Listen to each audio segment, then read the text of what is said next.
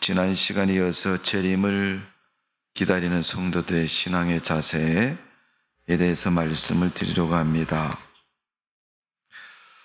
시험 후 종말론에 빠진 사람들은 한시적으로 몇 월 며칠 언제 주님이 오신다 이런 것을 정해놓고 그들 나름대로 뭔가를 준비를 합니다. 그러나 그들의 준비는 육신적인 인간적인 준비지 믿음의 준비가 아닙니다. 성경은 성도에게 믿음의 사람 되기를 원하고 계시고 믿음을 준비하는 성도가 되기를 원하고 계십니다. 그리고 우리가 주님 만날 때 무엇을 준비해야 되겠느냐? 등과 기름을 준비했던 열처녀의 비유처럼 믿음을 잘 준비하는 성도가 되어져야 될 줄로 믿습니다. 신앙생활을 잘 준비하는 것은 우리가 이 세상을 사는 삶 속에서도 대단히 중요합니다. 왜 그러냐 하면 세상을 사는데 여러분 우리가 알 수 없는 수많은 변화와 또 감당하기 어려운 문제들이 많이 발생을 합니다. 여러분 문제 없는 인생 살기를 원하면 그것은 스스로 인생을 포기하는 것이 나을지 모릅니다. 우리가 살아가는 세상은 늘 문제가 있고 문제가 많이 발생하는 것이 분명한 모습입니다. 그렇다면 문제 많은 이 세상에서 우리가 믿음을 잘 지키며 살아가려면 든든하고 좋은 믿음이 되어야 된다. 뿌리가 있는 믿음이 되는. 예수님은 천국 복음을 세상 가운데 인간의 마음에 심으셨어요. 뿌리셨다 그랬어요. 근데 그 뿌린 씨앗이 열매를 맺기까지 소출을 잘 거둔 밭이 있는가 하면 그렇지 못한 밭이 훨씬 더 많습니다. 예수님 말씀하는 인간의 마음의 밭, 4가지 종류를 말하죠. 우리가 퍼센트로 따진다면 4가지 밭을 25%씩은 100%다.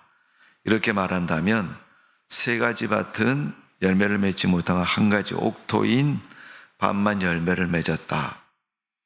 그러면 25% 정도가 그 신앙의 결과를 축복으로 또 거둘 수 있는 수확의 물량으로 열매로 갖게 되었다는 것을 의미하고 있습니다.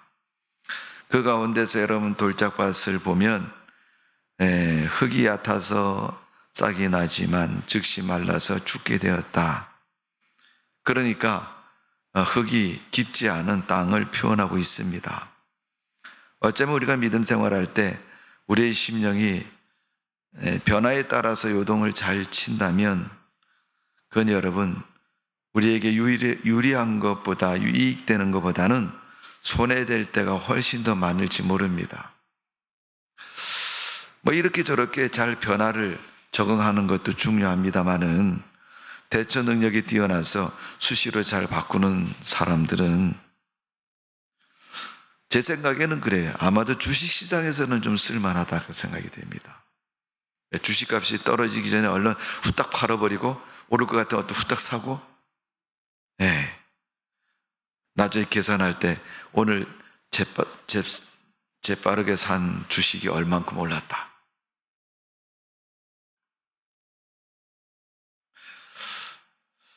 여러분 우리나라 경제 생활에서 보면 불변의 법칙이 있잖아요. 여러분 그 중에 하나가 뭐예요?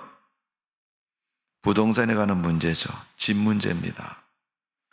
집값이 내려간다 그러지만 여러분 근본적으로 따지고 보면 시대가 지나고 세월이 지나고 자꾸 올라가는 걸 볼 수 있습니다. 언제 떨어질지도 몰라요. 여러분 또 떨어진다고 그러면 사람들이 그러죠. 안 팔어. 내가 왜 손해 보면서 팔겠느냐. 결코 손해나지 않겠다는 그 마음, 그 목표 때문에 우리나라 부동산은 내려가기보다는 올라갈 때가 훨씬 더 많죠. 엄마들이 그런다 그러죠, 여러분. 아이들 학교에 보내놓고 학교에서 공부를 가르칩니다. 그럼 공부에 대한 평가를 하죠. 시험을 본단 말이에요. 시험은 보통 학교에서 보면 2번 봅니다. 한 학기에 보면 중간고사, 기말고사 뭐 이렇게 보거든요. 그 외에 뭐 주별로 보는 시험도 있고 월별로 보는 시험도 있지만은 공식적인 시험의 모습을 보면 중간고사, 기말고사. 그리고 합산해서 어느 쪽이 성적표에 올라가는지는 모르겠지만은 아무튼 중간고사를 아이가 보고 시험 성적표를 들고 왔는데 쭉 보니까 뭐 70점, 80점, 90점, 100점 뭐 이렇게 점수가 쑥 쓰여져 있어요. 예를 들어서 어려운 수학 과목에 80점 맞았다. 엄마가 고개를 갸우뚱하면서 너 20점은 얻다가 내버리고 80점 맞았냐? 그러니까 엄마 얼마나 어려웠는데 다음엔 더 열심히 해서 100점 맞도록 한번 힘써보겠다. 그러니까 위로가 됐어요. 우리 아들이 열심히 한다고? 네. 근데 기말고사를 보고 시험 성적표를 받아왔는데 그 문제의 수학이 지난번에 중간고사 때 80점이었는데 이번에는 70점입니다. 그런데 따져보면 그 아이가 속해 있는 자기 반 아이들, 한 클래스 30명의 애들 평균 수학 점수가 50점밖에 안 돼요. 그래서 얘는 평균보다도 20점이나 더 훨씬 더 많이 맞은 거예요. 그러면 어떻게 해야 되나요? 그런데 이제 엄마는 지난번에 받아갖고 온 점수보다 이번에 떨어졌으니까 못했다고 얘기하고 정신 차리라고 얘기하고 다음에 100점 꼭 맞으라고 이렇게 얘기를 하는 거예요. 왜 그렇지요, 여러분? 떨어지는 꼴을 못 보니까. 애가 공부하는 시험 점수도 여러분 더 많이 맞아야지. 그러다 만일 여러분 100점 맞으면 그 다음에 어떻게 해요? 100점 밑으로 맞으면 여러분 난리 나는 거 아닙니까? 그러면 아이가 한숨 쉴 거 아니에요. 이번에 100점 맞았는데 이 100점을 언제까지 유지할 수 있을까? 그러니 여러분 우리가 세상을 살면서 사람들은 그런 강박관념 속에서 허덕일 때가 참 많이 있습니다. 그런 강박관념 속에서 사람들은 종말에 대해서 대하는 태도와 이론과 가치를 얘기할 때 잘못 이해하고 생각하면 시한부 종말론에 빠지기 쉽습니다. 마치 자기의 신앙이 절대적이어야 되고 조금 더 빈틈이 없어야 되고 인정받지 못하는 신앙이 되면 맞죠 여러분? 우리가 주님 앞에 신앙이 인정받아야 되잖아요. 그러니까 좋은 믿음이 되고 신앙이 돼야 되는데 그게 여러분 사라지고 내가 엉터리 신앙을 갖게 되면 책망받아야 할 신앙이고 어쩌면 좀 더 심하면 너는 그런 믿음 갖고 어떻게 천국에 내가 허락하지 않겠다. 주님이 너 오지 마 그러면 못 가는 거예요. 그것처럼 우리가 종말에 대한 재림에 대한 이 성도들의 신앙의 자세에 대해서 우리가 심각하게 한번 생각해 보고 하나님 앞에 진정으로 인정받을 수 있는 믿음의 삶이 되시기를 주님의 이름으로 축원합니다. 제가 성경 읽고 묵상하다가 어느 날 하나님의 음성을 듣기를 과연 신앙의 점수를 매기면 몇 점 될까? 나부터 시작해서 우리 교회에 있는 많은 분들의 신앙을 한번 머릿속에 그리면서 저분은 과연 몇 점 될까? 그렇게 나름대로 우스운 이야기지만 생각을 하다가 부터 하나님께서 그렇게 말씀하시는 거예요. 야, 너는 지금 점수를 이렇게 신앙의 점수를 쭉 매겼는데 내가 커트라인을 정하는 게 이 점수라면 네가 지금 불렀던 그 사람들의 신앙 점수가 커트라인에 미치지 못하는 사람들은 어떻게 하겠느냐. 그러면서 하나님께서 하시는 말씀이 뭐냐 하면 내가 평가하는 평가는 너희들이 평가하는 평가와 다르다. 그러니까 사람들이 평가하는 그 평가와 하나님이 우리를 평가하는 평가는 기준과 평가 방법이 다르다는 거죠. 말씀의 기준에서, 하나님의 말씀의 기준에서 우리가 한번 생각해 본다면 성경 읽다가 하나님께서 그렇게 말씀하는 것 같아요. 내가 믿음의 평가를 할 때 너 몇 점 몇 점 몇 점 이렇게 얘기하는데 그게 아니고 내가 인정하는 믿음, 무엇에 포인트를 두고 인정하겠느냐? 여러분, 무엇에 포인트를 두고 인정하신다고 생각이 되십니까? 하나님께서 우리의 신앙을 평가하신다면 그거 같아요. 내가 주님을 얼만큼 사랑하는 마음으로 믿고 따르는가? 내가 주님을 사랑하는 사랑의 정도가 신앙의 점수가 될 것이다. 제가 이 말을 왜 말씀을 드리냐면 고린도전서에 보면 사도 바울이 고린도 교회에 편지를 보냅니다. 고린도 전후서는 로마서와 같이 이방인들, 하나님을 믿는 헬라파 유대인들에게 복음을 회상시키고 가르치는 말씀입니다. 그러니까 하나님 안 믿다가 믿게 되어서 하나님의 성도가 된 그들에게 구원의 교리, 또 교회 생활, 그리고 또 하나님의 일꾼으로서 살아가는 삶의 모습, 이런 것들을 가르치는 내용들이 서신 속에 많이 담겨져 있습니다. 거기서 하나님은 세상에는 믿음, 소망, 사랑이 있는데 그 중에 제일이 뭐라고요? 사랑이다. 바울이 그 은사를 얘기하면서 성도들에게 임한 성령의 역사로 이루어지는 각종 이야기들, 사랑에 대해서, 그 은사에 대해 말할 때 제일 크고 있어야 할 것은 바로 사랑의 은혜라는 거죠. 그 말씀이 거기서만 끝나는 게 아니고 제자들의 삶과 사역 속에서 보면 그 부분이 나옵니다. 요한복음 마지막에 보면 예수님 부활하셔서 갈릴리 바다에 오셨습니다. 그때 누가 뭐 하고 있었어요? 베드로가 고기를 잡고 있었어요. 물론 그 전에 기사는 안드레와 베드로, 요한, 그 고기 잡던 어부들 중에 제자들 두세 명이 다시 옛날로 회개해서 고기 잡으러 간 거죠. 그때 부활하신 주님 만나죠. 고기 많이 잡히는 걸 보고 막 울면서 회개를 하잖아요. 무릎을 치면서 내가 잘못했습니다. 주님 나를 떠나서. 난 주님의 제자도 아닙니다. 내가 주님 3년이나 쫓아다녔는데 주님 십자가에 죽자마자 내가 먹고 살겠다고 이 갈릴리 바다 와서 이렇게 고기 잡습니다. 그때 예수님이 찾아오셔서 야 이놈들아, 미친놈들아, 뭔 짓을 하고 자빠졌느냐 막 이렇게 말씀하신 게 아니에요. 그물을 내려라, 깊은 데 가서.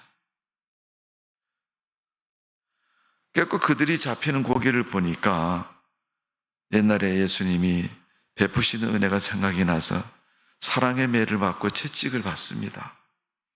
요한복음에 있는 베드로의 그 장면은 예수님께서 조반을 해놓으시고 고기를 구워 놓으시고 베드로에게 오라고 그럽니다. 야, 이리 와라. 그래서 같이 밥 먹자. 그리고 식사를 하시고 나서 묻는 겁니다. 네가 나를 사랑하느냐? 네가 나를 잘 믿느냐? 이렇게 물으신 게 아니라 사랑하느냐? 그때 3번 물으시고 3번 대답을 하죠. 그 여러분 대답의 자세가 다르죠. 첫 번째 대답할 때 사랑합니다. 두 번째 이 사람들보다는, 세 번째는 눈물 흘리면서 통회하면서 내가 주님을 정말로 사랑합니다. 예수님은 첫 번째, 두 번째, 세 번째 똑같은 대답하셨어요. 내 양을 먹이라, 내 양을 치라. 그게 하나님의 양들을 맡기셨어요. 그리고 하나님의 일꾼으로 어떻게 해야 될 것인가를 가르쳐주고 있고, 네가 지금 서 있는 자리가 어떤 자세인가를 가르쳐주고 있습니다. 그리고 앞으로 네가 어떻게 주님을 믿고 살아가야 될 것인가를 가르쳐주고 있는 거예요. 그러게 우리가 주님을 얼만큼 사랑하는 마음과 그 자세로 주님을 믿고 따르고 순종하는가를 하나님은 점수로 매기실 것이다. 수학 공식은 딱 떨어져 몇 개 맞으면 몇 점 이게 나오지만 사랑은 여러분 가연적인 모습이기 때문에 그런 게 나오지 않습니다. 느낌만이 알 수 있는 거, 느낌만. 저 사람이 나를 얼만큼 사랑하는가, 그 사람의 나에 대해서 그 표현되어지는 그 느낌만 가지고 우리가 알 수 있는 겁니다. 그걸 평가할 수 있는 거예요. 그러니까 우리가 주님을 믿는다고 하는 믿음의 그 자세, 모습을 가지고 주님이 우리의 믿음의 평가를 하실 겁니다. 근데 그 평가에 뭐가 들어가서 사랑의 농도가 들어가 있는 거죠. 제가 6월 달부터 12월 달까지는 성령 충만함을 받자라고 말씀을 드렸어요. 매월 여러분 신앙의 목표를 정하면서 2022년 6월부터 11월까지는 성령을 인정하고 감동받으며 성령 충만한 성도가 되자는 거예요. 왜? 성령이 없이는 우리가 아무것도 할 수 없기 때문에. 성령은 영이신 하나님이기 때문에 성령은 여러분 내가 주님을 얼만큼 주님을 향해서 내 마음을 열고 믿음을 열었느냐에 따라서 결과가 달라지는 것이 성령의 역사입니다.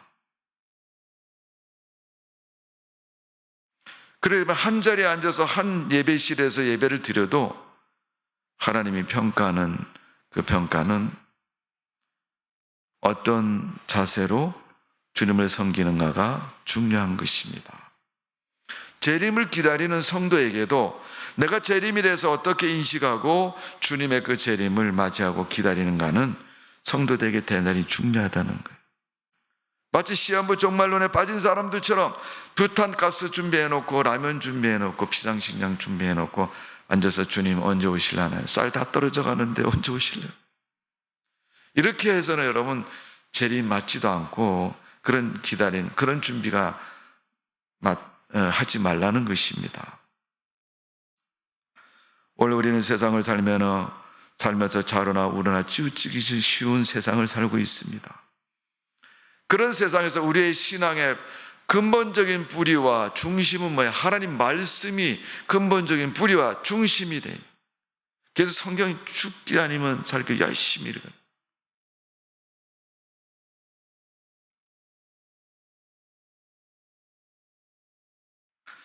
자, 오늘 본문 로마서 13장 11절에서 14절에 보면 제가 먼저 세 번째 주 말씀을 드리는 거예요.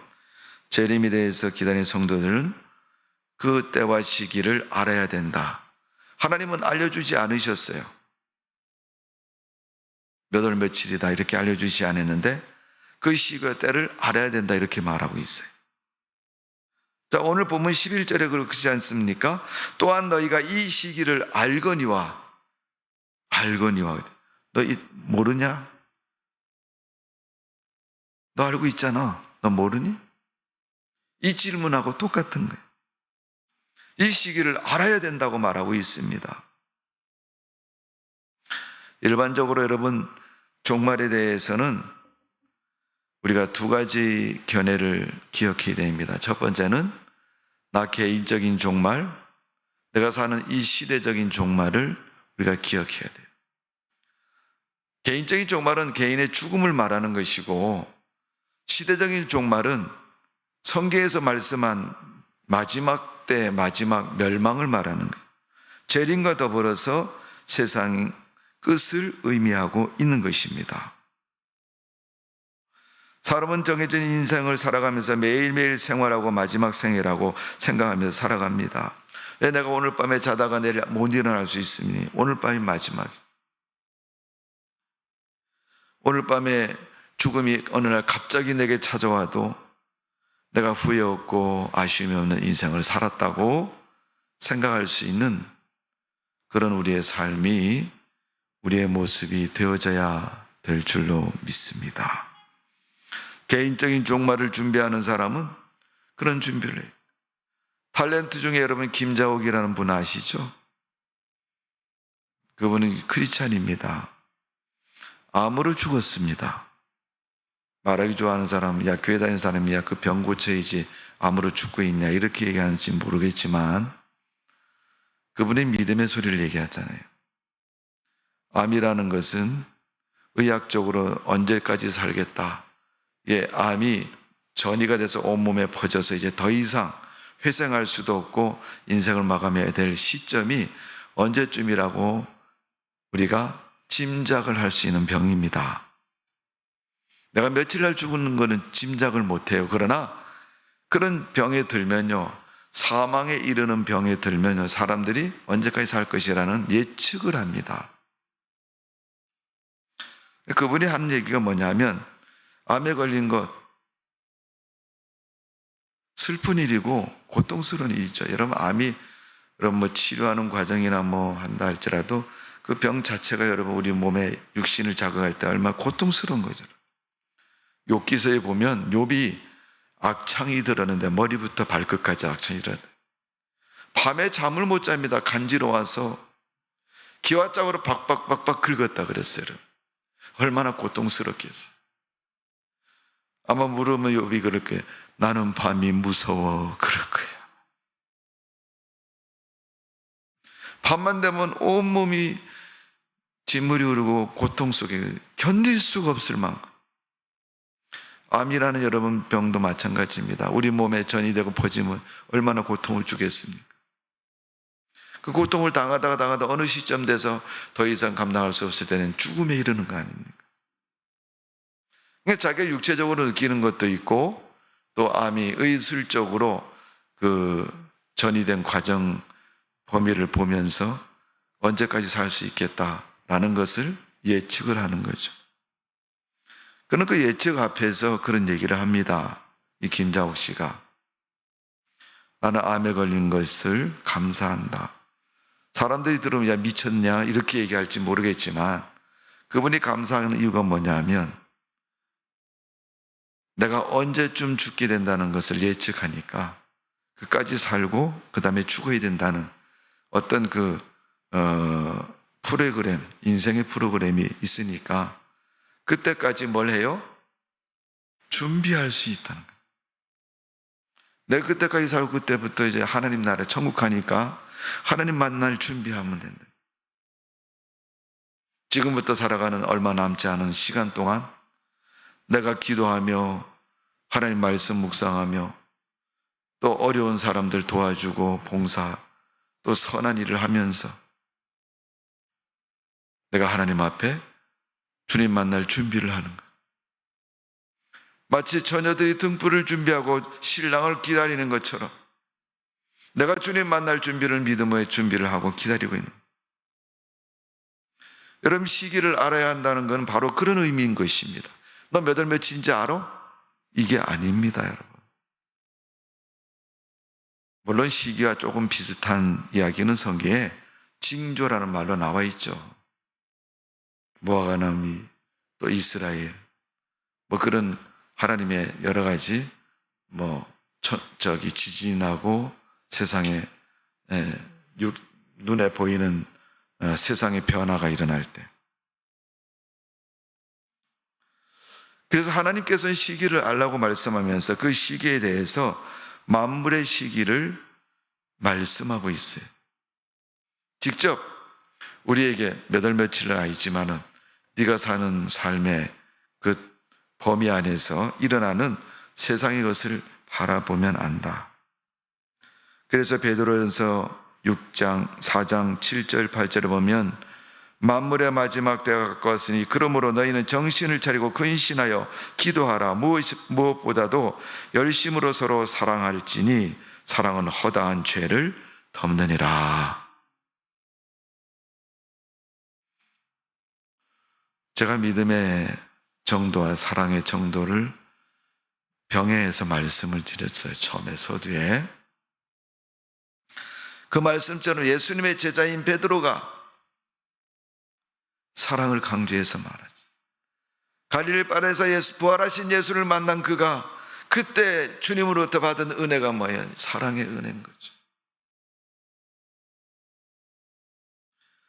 그러기에 베드로의 문언에 의해서 보면 복음을 전하다가 마지막에 십자가에 거꾸로 매달려서 죽었다는,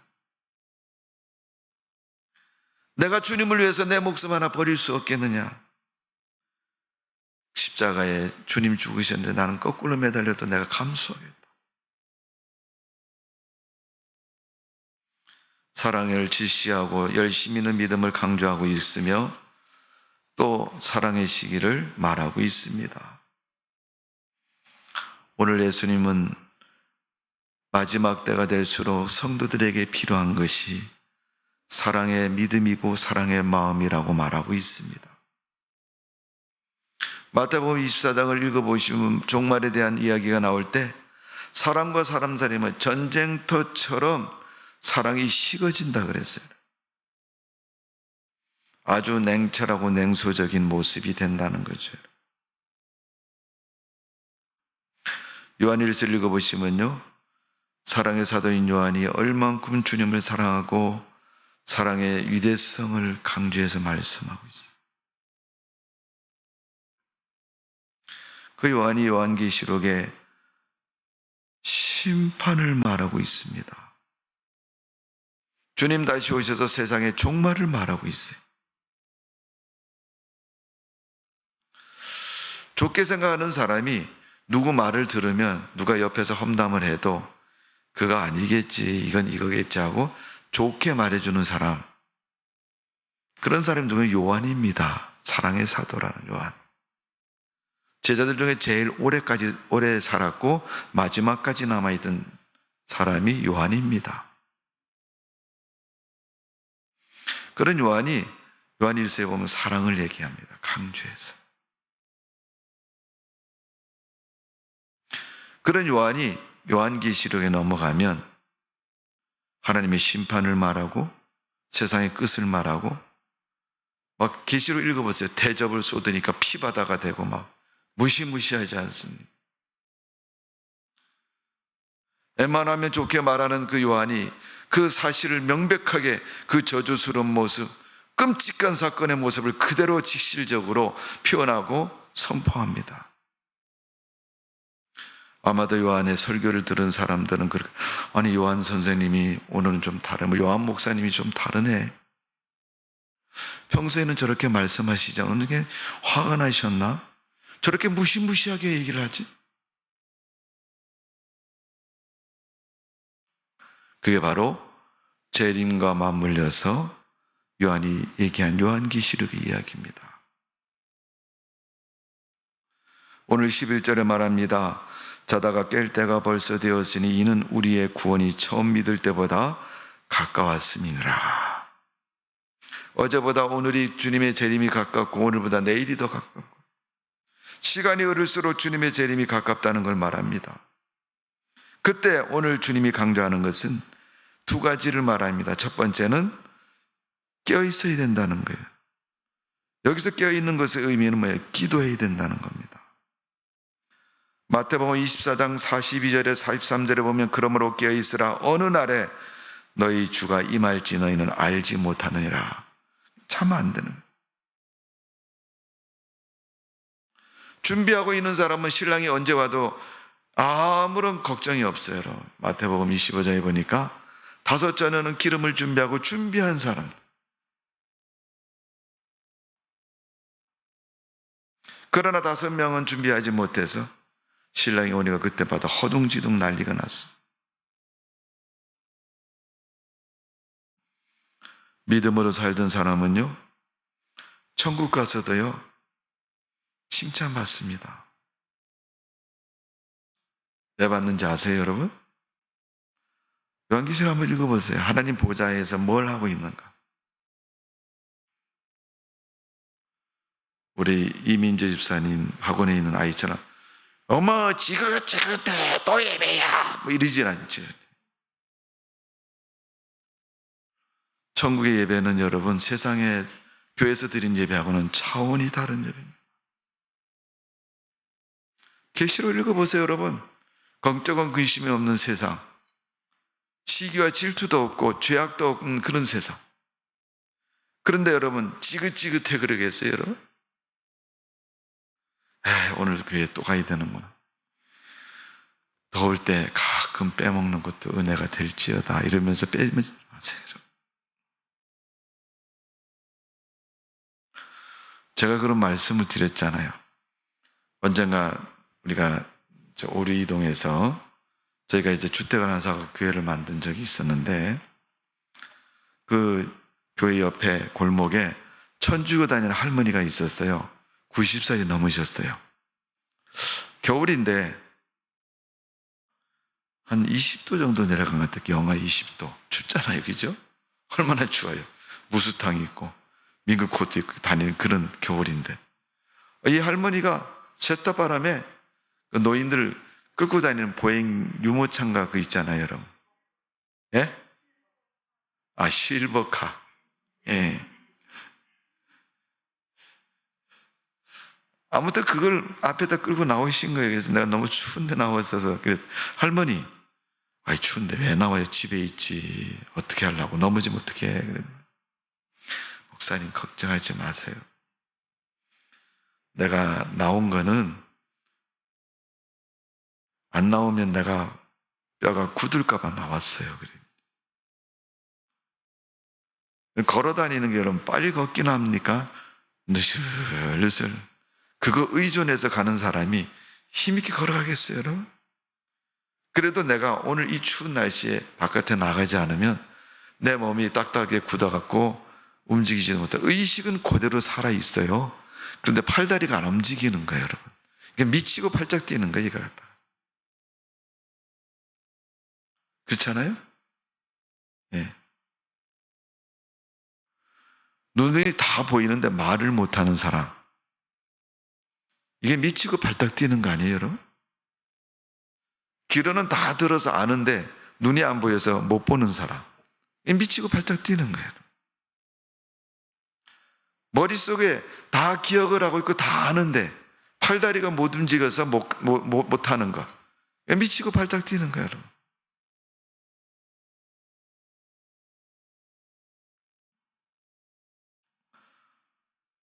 여러분, 신앙이 끼어 있어야 됩니다. 불구가 돼서는 안 돼요, 여러분. 사람은 하나 고장난 불구라 그러잖아요. 장애인이라 그러잖아요.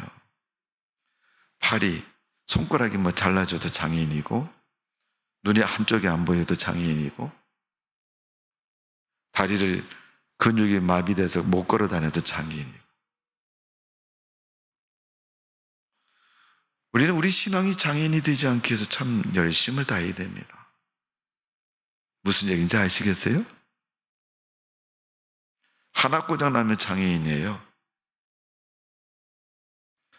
우리가 교회에서 드린 예배가 몇 개입니까, 여러분? 새벽 기도, 주일날 오전, 오후, 수요 예배, 금요일 심야 기도, 또 구역 예배. 그 수많은 예배 속에서 하나쯤 띄어 먹으면 뭐 별일 없겠지. 보니까 바다에 기어다니는 문어도 다리 여러 개던데 하나 뚝 잘라 먹으니까 지가 잘 움직여 살더만. 1년 지나고 왔더니 문어가 다리 생겼는가 봤더니 그대로 그냥 하나 잘라진 데서 살아. 잘 먹고 잘 사네. 세상은 그렇게 살지 모르지만 여러분, 신앙생활은 그렇게 안 됩니다. 신앙은 하나 잘라지면요 썩기 시작하는 거예요.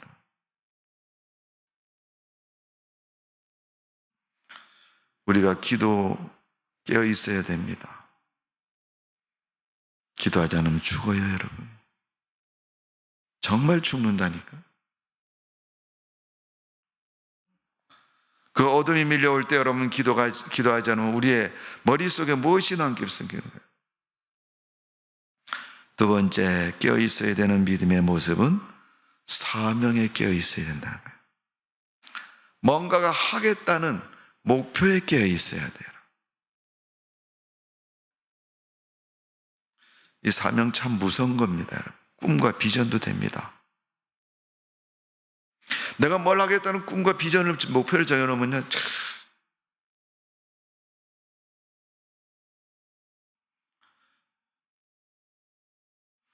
언젠가 우리 딸이 이민재 집사가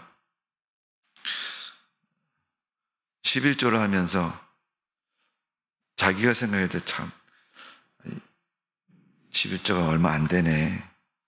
그러니까 이제 본인이 돈을 좀 많이 벌었으면 좋겠다. 그러면서 나도 11조를 얼마 좀 했으면 좋겠다. 그렇게 엄마한테 얘기를 합니다. 그러니까 사모님 뭐라 그러냐면, 야, 기도해라. 하나님이 내 기도를 들어서 주신다.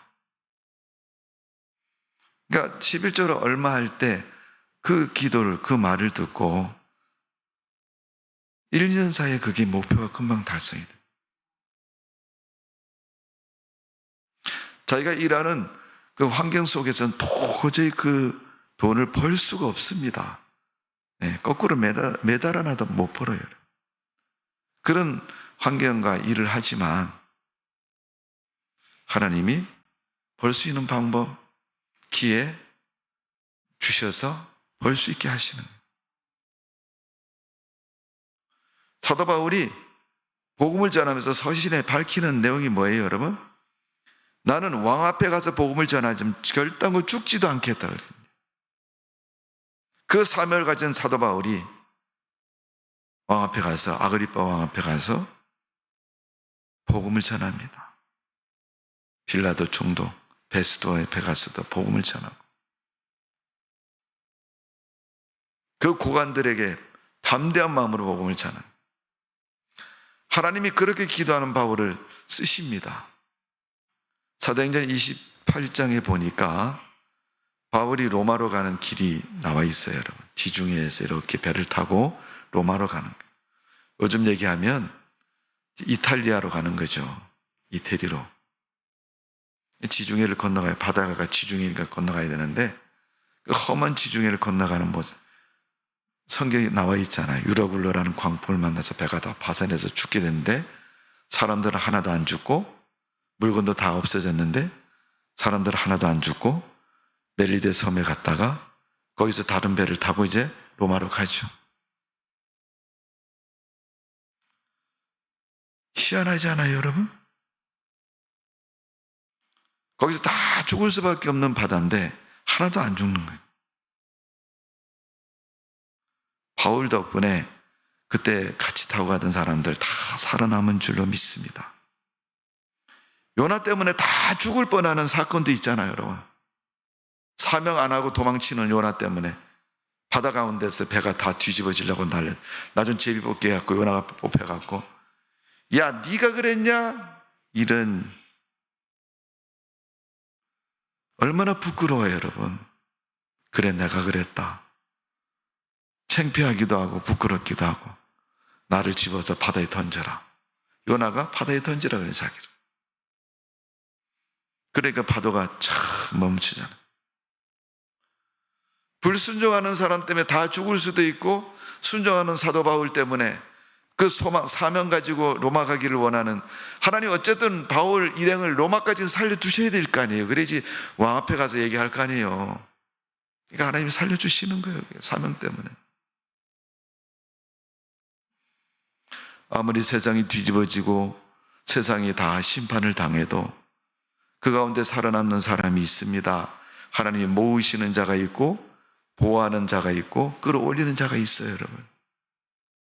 그 사람이 누구겠습니까?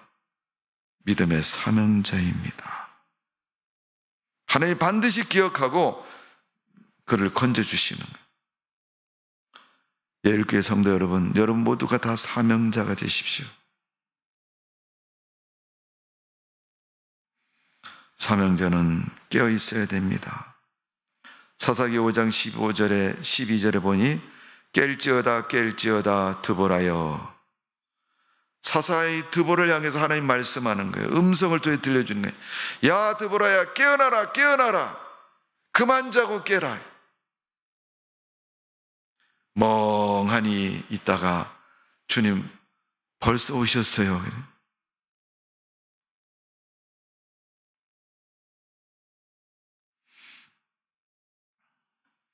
어떤 사람이 죽어서 천국 갔는데 하나님 앞에 항의를 하다면, 하나님, 아니 얘기라도 좀 하시고 나를 좀 오라 그러지, 그런 거 말도 안 하고 그냥 갑자기 이렇게 오라 그래서 오긴 왔는데 왜 얘기 안 하셨어요? 그랬더니 하나님이 그러시더래. 이놈아, 내가 수없이 얘기했는데 넌 귀 막고 있었냐 그래. 언제 얘기하셨어요? 나 못 들었는데. 그랬더니 하나님께서 그러시더라고요.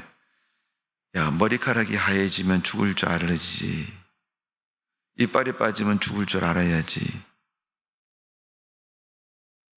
허리가 구부러지면 죽을 줄 알아야지.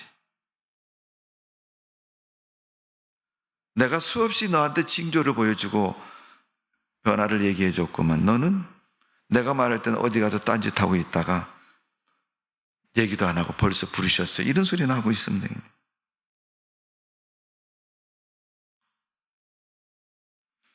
세 번째 말세, 재림을 기다리는 성도들의 신앙의 자세는 어둠의 일을 벗어버려야 된다.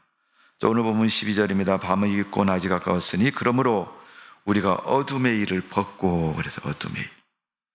어둠의 일은 옛생활, 과거의 모습이라고 말씀을 드렸죠. 누가복음 22장 53절에 보면 어둠의 일을 사탄의 일이라고 말하고 있습니다. 사탄을 어둠의 권세로 표현하고 있습니다.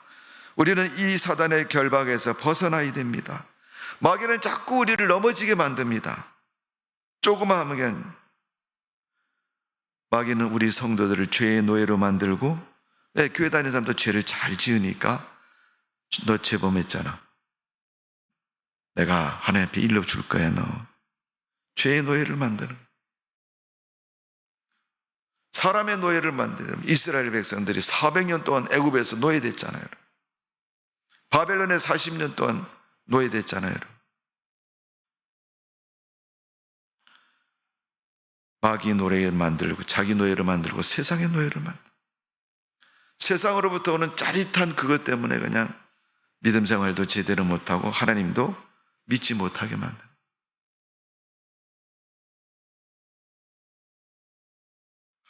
에베소서 6장 12절에 보니까 죄악된 세상을 어둠의 세상이라고 말하고 있습니다. 로마서 12장 2절에 보면 어둠의 세상을 본받지 말라고 말하고 있습니다. 어둠의 일은 죽음에 관한 것입니다. 요한복음 8장 12절에 보면 나를 따르는 자는 어둠에 다니지 아니하고 생명의 빛을 얻으리라. 예수님 밖에는 생명의 빛이 없는 것입니다. 어둠의 일은 지옥에 관한 것을 버려라는 거예요. 마태복음 25장 30절에 보니까 이 무익한 종을 바깥 어두운 데 내쫓으라 그랬어요. 달란트를 준 주인이 와서 계산하면서 일하지 않은 달란트를, 그 종을 어떻게 해요? 어둠 내쫓아버렸어요. 삶이 없는 사람은 일하지 않습니다. 믿음도 잊어버립니다. 그렇다면 그 어둠에서 헤어날 수 없는 것입니다. 어두운 것은 지옥을 의미하는 것이고, 지옥 같은 어두운 곳에서 우리는 하늘나라의 소망을 가진 자로 살아야 될 줄로 믿습니다. 자, 오늘 본문 14절에 보니 마지막으로 14절에 이렇게 하면 오직 주 예수 그리스도의 옷을 입고 정욕에 의하여 육신의 일을 도모하지 말라. 그리스도의 옷을 입어야 된다는 거예요. 예수님이 입혀주는 옷은 무슨 옷입니까? 수치를 가려주는 옷이, 죄사함의 옷입니다.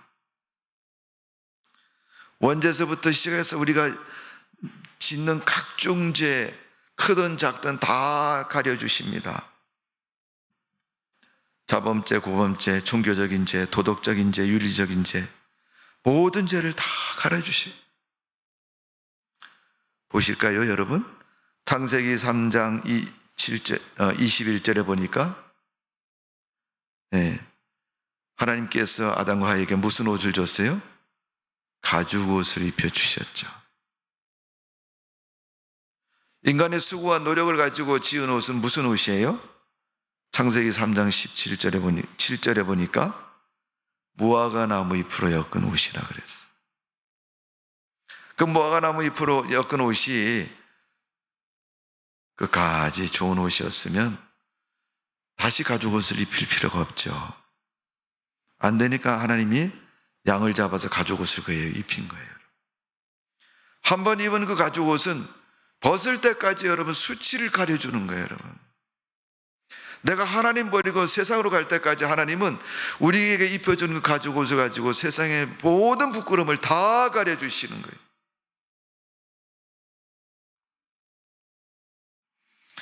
예수님의 의가 죄와 허물을 인해서 그 수치를 감싸주는 것처럼 성도는 예수님의 옷을 입고 살아야 부끄럽지 않은 거예요.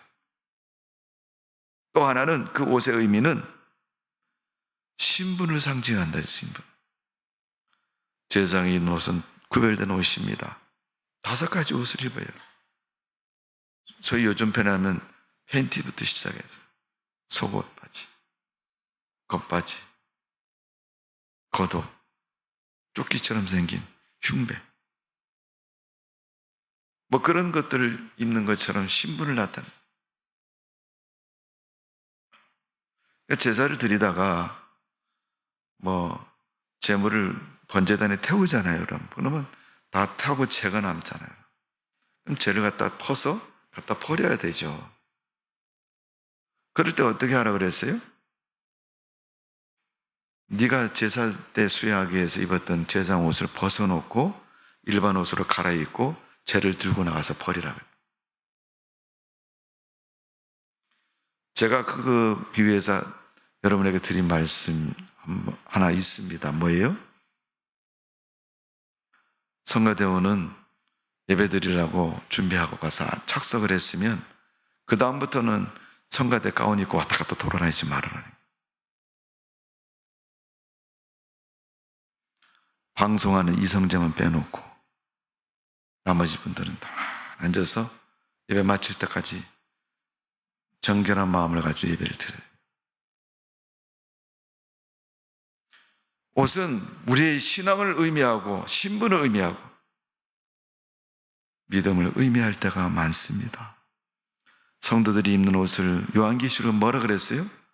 세마포 옷이라 그래요. 다 용서를 받고 깨끗하고 정결한 성도들이 입은 그 세마포.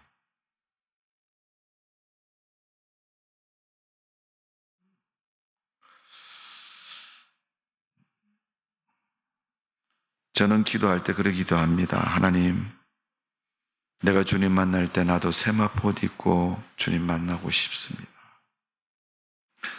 여러분 어떻게 생각할지 모르겠어요. 아이, 목사님 가운 입고 가시지 뭘 세마포 옷을 왜 입어요?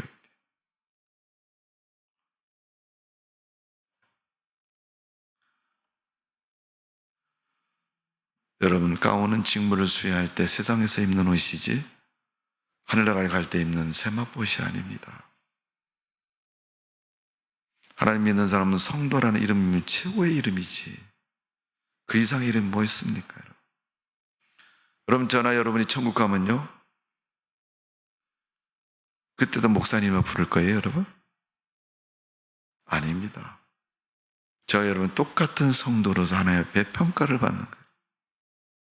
그 사람이 목회했다고 해서 여러분 하나님이 점수 더 많이 주느냐? 절대 안 그렇습니다. 착각하지 말아야 됩니다. 오히려 목사하면서 죄를 더 많이 범할 수도 있고요. 권위의식에 빠져서요 교인들이 범하지 않는 죄를 목회자들은 범할 수도 있습니다. 하나님의 심판은 준엄합니다. 아론의 아들들이 명하지 않은 불로 갖다 분향하다가 어떻게 해요? 그 자리에서 죽잖아요.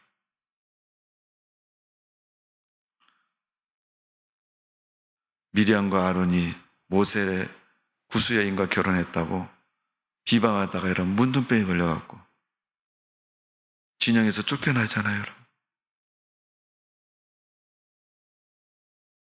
여러분 심각하게 생각해야 돼요. 내가 주님을 그렇게 목숨을 다해서 사랑하지도 않는데 사랑의 그 은혜를 잊고 싶어서 내 허물을 다 무조건 사랑으로 내 마음대로 덮어버려요. 그거 아니죠. 오늘 우리가 말씀에 순종하고 그리스도인답게 살아가야 됩니다. 마지막 때가 가까웠다고 말하고 있습니다.